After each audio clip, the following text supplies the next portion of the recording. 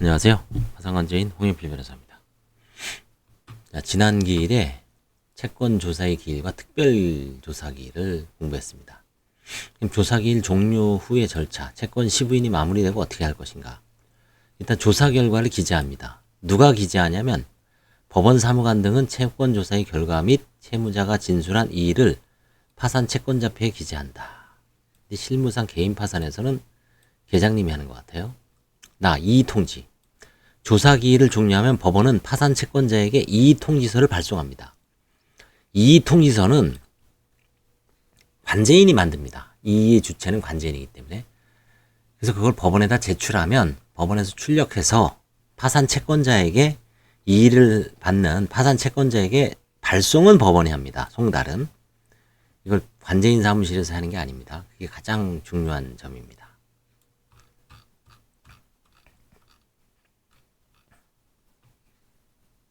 법원이 송달한다는 거. 파산관제인이 재단 채권이나 후순위 채권임을 이유로 이의한 경우에도 이의를 한 것으로 봐 이의를 통지합니다.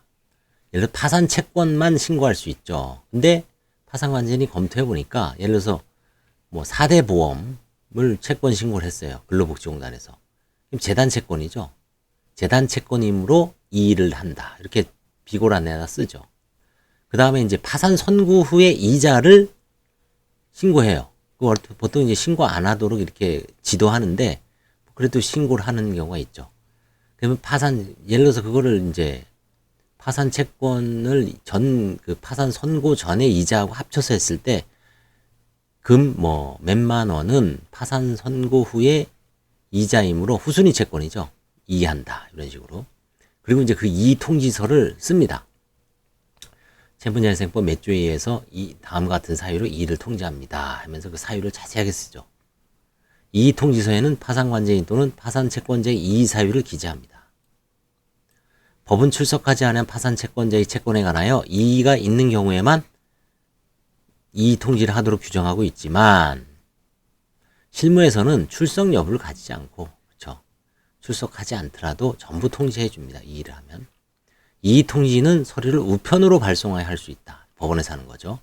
실무상 법원의 업무 부담 경감을 위하여 그죠? 파산관제인이 이의 통지서 초안을 작성하여 법원에다가 제출합니다. 사실상 초안이지 말이 초안이지 완성본이나 마찬가지죠. 그래서 이제 전형적인 서식에 따라서 이의 통지서를 정확하게 사유를 기재합니다. 법원이 이를 채권자들에게 우편으로 보내는데 파산관제인이 법원에 이의통지서 초안을 늦게 제출하는 경우 채권자들도 이의통지서를 늦게 받아 채권조사 확정 재판을 신청할 시간적 여유를 갖지 못하는 경우가 간혹 있으므로 주의를 요합니다.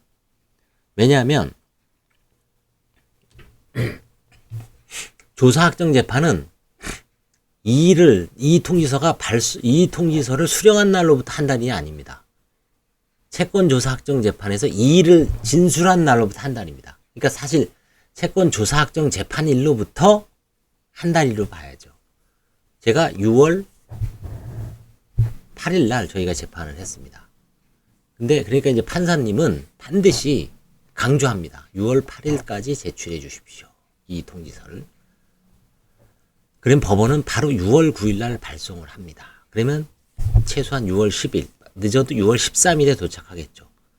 6월 13일부터 7월 12일까지 제소기간이 아니라 7월 7일까지 6월 8일 날 기일이니까 7월 7일까지 소송을 제기할 수가 있습니다. 그 기간을 단축하기 위해서 관제인이 상당히 신경 써야 됩니다. 법원 실무관도 마찬가지입니다. 여기서 관제인 사무실하고 법원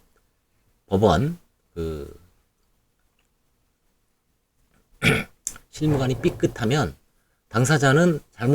물론 당사자가 잘못 알고 있어도 큰일이죠. 송달 받은 날로부터 한 달. 근데 예를 들어 송달 자체가 워낙 늦었어. 뭐 하고 있다가 법원에서 퍼뜩 해보니까 예를 들어서 이론적으로 7월 14일 날 이의통지서가 당도해도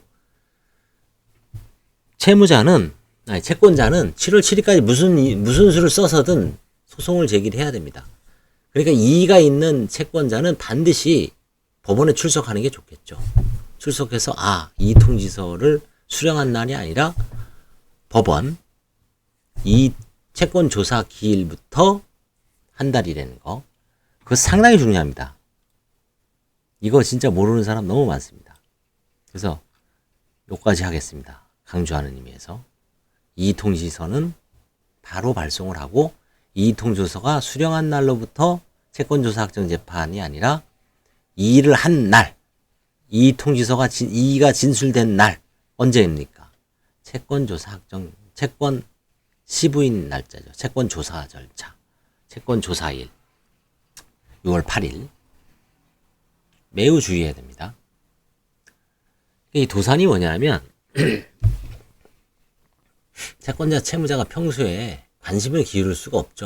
그러다 보니까 어쩌다가 한번 채권자 입장에서도 채권 대부업을 전념으로 하지 않는 한 어떤 개인 채권자들 같은 경우 파산 면책 통지서를 받는 게 일생에 몇 번이나 되겠어요. 그렇죠? 한두 번 있을까 말까 하죠. 채무자들도 파산을 1년에 평생 한두 번 할까 말까 하죠. 그러니 채권자들도 그거를 발송받는 게, 송달받는 게 마찬가지죠. 그렇기 때문에 늘 절차가 다가오면 본인이 빠삭하게 공부할 수가 없죠. 이 실무 공부라는 거는 뭐가 일이 있어야 닥쳐야지 공부를 하는 거지. 평소에 채권, 개인 파산, 회생, 실무, 이 책, 이거 많이 보면 뭐합니까? 그죠? 저희들 이거 볼지 않아요. 볼 시간이 없어요. 저는 이제 유튜브를 하니까 그나마 그래도 꼼꼼하게 제 5판부터 한번 했죠. 6판도 마찬가지로 한번 같이 공부하면서 읽는 겁니다. 읽으면서 저도 옛날에 이거 몰랐는데 확실하게 깨우치는 게 있고 또 뭔가 바뀐 흐름을 알 수도 있고 그렇죠? 그래서 조금씩 읽는 겁니다. 뭐 부담 없죠. 오늘 읽다가 뭐 또 며칠 지나면 또 안 읽다가 또 시간 나면 또 읽고 많이 읽을 땐 또 많이 읽고 적게 읽을 땐 적게 나가고 그리고 이제 방송으로 딱 그 토막토막 썸네일을 붙여 있으니까 다음에 누군가는 또 이렇게 재생 목록에 분류를 해 놓죠. 이거는 이제 6판 최신 개인 파산 회생 실무 요것만 따로 분류해 놓잖아요. 거기서만 클릭하면은 이렇게 보면 이게 관할에 관한 문제점 뭐 이거 일일이 다 제가 봐도 다 알 수 있습니다. 그 점을 유의하시기 바랍니다. 감사합니다.